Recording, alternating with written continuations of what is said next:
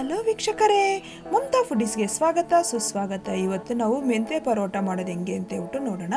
ಇದು ತುಂಬ ಟೇಸ್ಟಿ ಮತ್ತು ಹೆಲ್ತಿ. ಮೆಂತ್ಯ ಸೊಪ್ಪಂತೂ ಎಲ್ಲರಿಗೂ ಹೆಲ್ತ್ ಒಳ್ಳೆಯದು. ಶುಗರ್ ಪೇಷಂಟ್ಸ್ಗಂತೂ ಮೆಂತ್ಯ ಸೊಪ್ಪು ತಿನ್ನೋದ್ರಿಂದ ತುಂಬ ಆರೋಗ್ಯಕ್ಕೆ ಒಳ್ಳೆಯದು.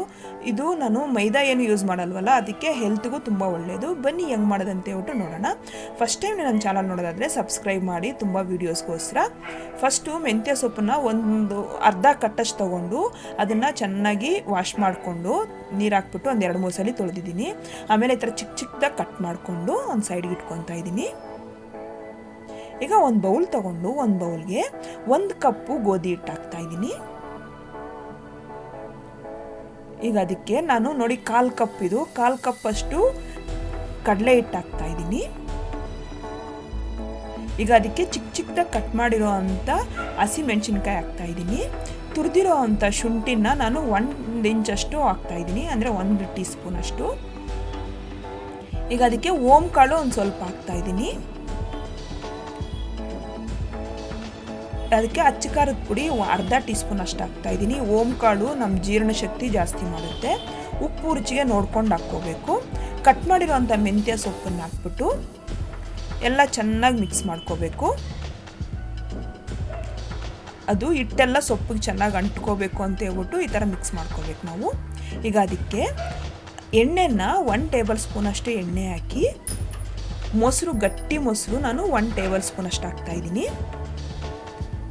ಈಗ ಅದಕ್ಕೆ ಕಸೂರಿ ಮೇಥಿನ ಸ್ವಲ್ಪ ಪುಡಿ ಮಾಡಿಬಿಟ್ಟು 1 ಟೀ ಸ್ಪೂನ್ ಅಷ್ಟು ಹಾಕ್ತಾಯಿದ್ದೀನಿ. ಹಾಕಿ ಎಲ್ಲ ಚೆನ್ನಾಗಿ ಮಿಕ್ಸ್ ಮಾಡ್ಕೋಬೇಕು. ಎಲ್ಲ ಚೆನ್ನಾಗಿ ಮಿಕ್ಸ್ ಆಗೋ ಥರ ನಾವು ಮಿಕ್ಸ್ ಮಾಡ್ಕೋಬೇಕು.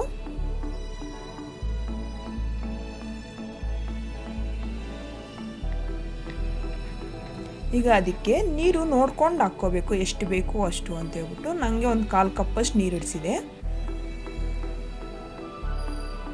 ನಾವು ಇದನ್ನು ಒಂದು ಸ್ವಲ್ಪ ತುಂಬ ಸಾಫ್ಟಾಗೂ ಮಾಡ್ಕೋಬಾರ್ದು, ತುಂಬ ಗಟ್ಟಿಗೂ ಮಾಡ್ಕೋಬಾರ್ದು. ನೋಡಿ ಈ ಟೈಪ ಇಷ್ಟಲ್ಲಿ ಇರಬೇಕು.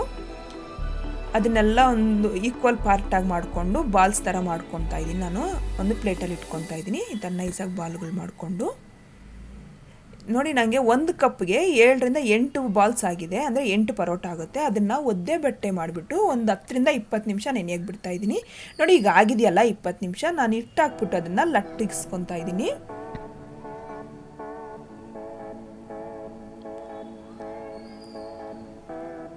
ಎಲ್ಲ ರೌಂಡ್ ಶೇಪಲ್ಲಿ ಲಟ್ಟಿಸ್ಕೊತಾ ಇದ್ದೀನಿ. ನಾನು ಜಾಸ್ತಿ ಎಣ್ಣೆ ಹಾಕ್ಬಾರ್ದು ಅಂತ ಹೇಳ್ಬಿಟ್ಟು ಫೋಲ್ಡ್ ಮಾಡ್ತಾ ಇಲ್ಲ. ಈ ಥರ ಮಾಡೋದ್ರಿಂದ ಚೆನ್ನಾಗಿ ಸಾಫ್ಟಾಗಿ ಬರುತ್ತೆ. ನೋಡಿ ಇಷ್ಟು ದಪ್ಪ, ತುಂಬ ದಪ್ಪನೂ ಅಲ್ಲ, ತುಂಬ ತೆಳ್ಳಕ್ಕೂ ಅಲ್ಲ, ಈ ಟೈಪಲ್ಲಿ ಇದ್ದರೆ ಸಾಕು. ಈಗ ಇದನ್ನೆಲ್ಲ ನಾನು ಇದೇ ಥರ ಲಟ್ಟಿಸ್ಕೊಂಡು ಒಂದು ಪ್ಲೇಟಲ್ಲಿ ತೊಗೊಂಡಿದ್ದೀನಿ. ಈಗ ಒಂದು ತಾವ ತೊಗೊಂಡು, ತಾವ ಬಿಸಿ ಆದಮೇಲೆ ಒಂದೊಂದಾಗೆ ಪರೋಟನ ಹಾಕ್ಬಿಟ್ಟು ನಾವು 2 ಸೈಡು ಸುಡಬೇಕು ಅದನ್ನು. ನೋಡಿ ಈ ಥರ ಸ್ವಲ್ಪ ಟರ್ನ್ ಮಾಡೋದ್ರಿಂದ ಎಲ್ಲ ಕಡೆನೂ ಬೇಯುತ್ತೆ ಅದು. ನೋಡಿ ಒಂದು ಕಡೆ ಆಗಿದೆ, ಇನ್ನೊಂದು ಕಡೆನೂ ಅದೇ ಥರ ಮಾಡಿ. ಈಗ ಒಂದು ಸ್ವಲ್ಪ ಎಣ್ಣೆ ಹಾಕ್ತಾ ಇದ್ದೀನಿ. ಸೈಡಲ್ಲಿ ಎಣ್ಣೆ ಹಾಕೋದ್ರಿಂದ ಅದು ಪರೋಟ ಎಲ್ಲ ಕಡೆನೂ ಚೆನ್ನಾಗಾಗುತ್ತೆ. ಈಗ ಇನ್ನೊಂದು ಸೈಡು ಎಣ್ಣೆ ಹಾಕ್ತಾ ಇದ್ದೀನಿ ನಾನು.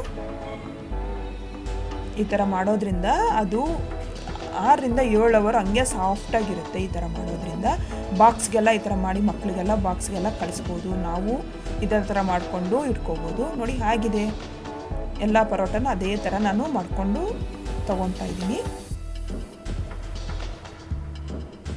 ನೋಡಿ ಇಷ್ಟೇ ಆಗಿದೆ. ಈಗ ನೋಡಿ ಎಷ್ಟು ಸಾಫ್ಟಾಗಿ, ಎಷ್ಟು ಚೆನ್ನಾಗಾಗಿದೆ ಅಂತ ಹೇಳ್ಬಿಟ್ಟು.